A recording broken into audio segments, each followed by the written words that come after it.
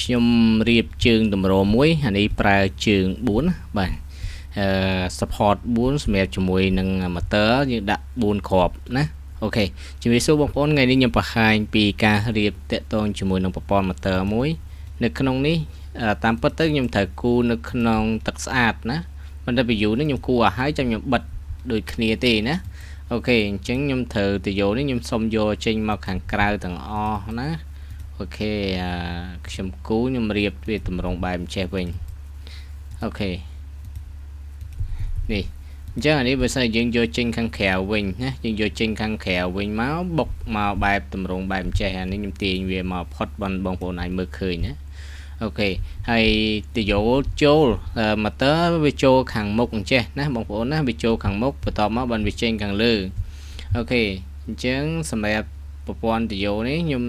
ឡើងទៅខាងលើចេះហើយ session ខ្ញុំចាប់ពីតម្រង់បែបអញ្ចឹងអូខេតម្រាបវាខ្ញុំមើលទៅយកមួយទៀតអានេះខ្ញុំចាក់ពីខាងហ្នឹងមកយើងមកស្ដាំយើងបុកទៅខាងនេះវិញអូខេបន្ទាប់មកទៀតយើងភ្ជាប់វាមកបងប្អូនអានេះវាបន្តិចយើងទាញវាត្រង់ណា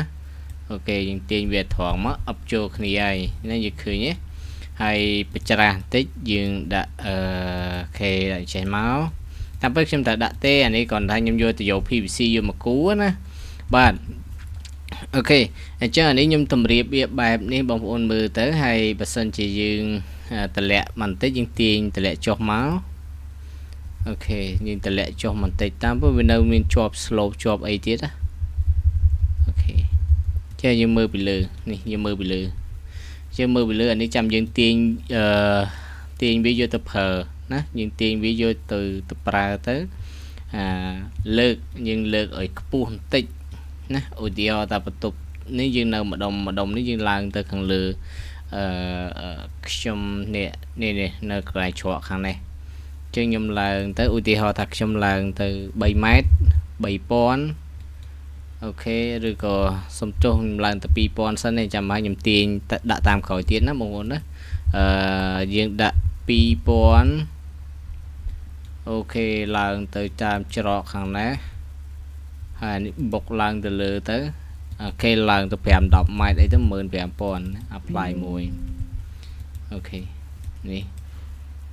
មកទៀតណាយើងដាក់វា15000អូខេយើងមើលសិនព្រោះកែវាអត់បត់ទៅខ្ញុំនិយាយទៅខ្ញុំដោះវាមកជាន់ចេះនេះខ្ញុំមើលចេះវិញឃើញទេបន្ទប់នេះវាកែងមកខាងនេះវិញ